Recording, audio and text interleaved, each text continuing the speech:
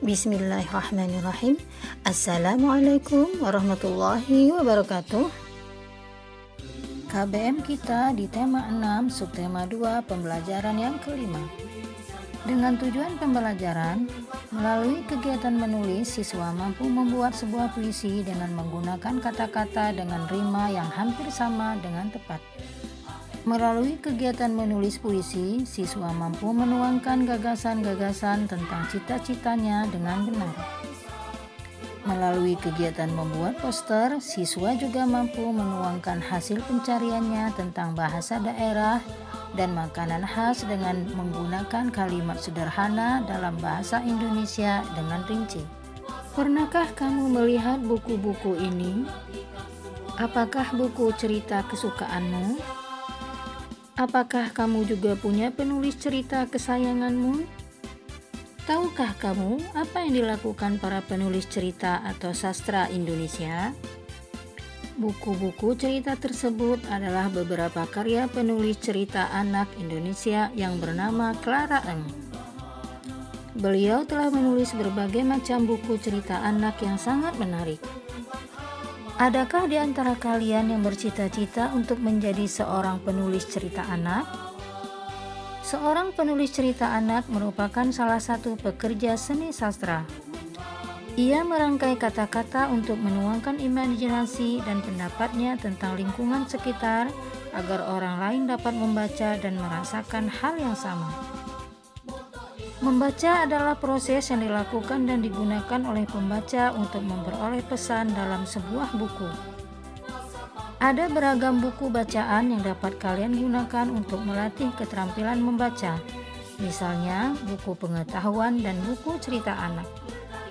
Perhatikanlah gambar-gambar berikut ini. Makanan khas daerah kini menjadi hal yang paling diburu oleh para wisatawan lokal. Makanan khas daerah tentu saja dinamai dengan bahasa daerah setempat. Makanan khas dan bahasa daerah memiliki keunikan masing-masing sesuai dengan daerah asalnya. Mari kita mengenal makanan khas Nusantara. Pecel berasal dari Ponorogo, Jawa Timur. Makanan yang terdiri dari sayur yang direbus dan lauk biasanya dihidangkan dengan alas daun pisang.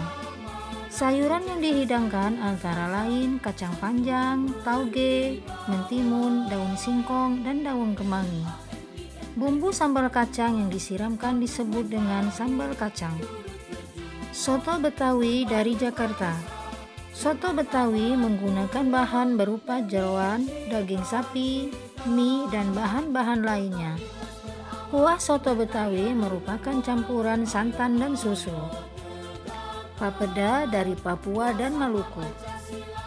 Makanan ini berupa bubur sagu yang biasanya disajikan dengan ikan tongkol atau mubara dan dibumbui dengan kunyit. Papeda berwarna putih dan bertekstur lengket, menyerupai lem dengan rasa tawar. Bika Ambon dari Medan, Sumatera Utara. Bika Ambon terbuat dari bahan-bahan seperti telur, gula, dan santan. Bika Ambon biasanya bertahan selama 4 hari. Setelah itu ia akan mengeras. Selain itu, masih banyak makanan khas lain yang ada di Indonesia. Berdasarkan data dari Badan Pengembangan dan Pembinaan Bahasa Kemendikbud, bahasa daerah di Indonesia mencapai 707 bahasa, 146 diantaranya terancam punah, dan 12 bahasa benar-benar sudah punah. Oleh karenanya, kita sebagai bangsa Indonesia harus ikut serta dalam melestarikan bahasa daerah Indonesia. Tugasnya, ayo mencoba membuat puisi tentang cita-cita di halaman 104 dan presentasikanlah puisimu. Ayo berlatih di halaman 106.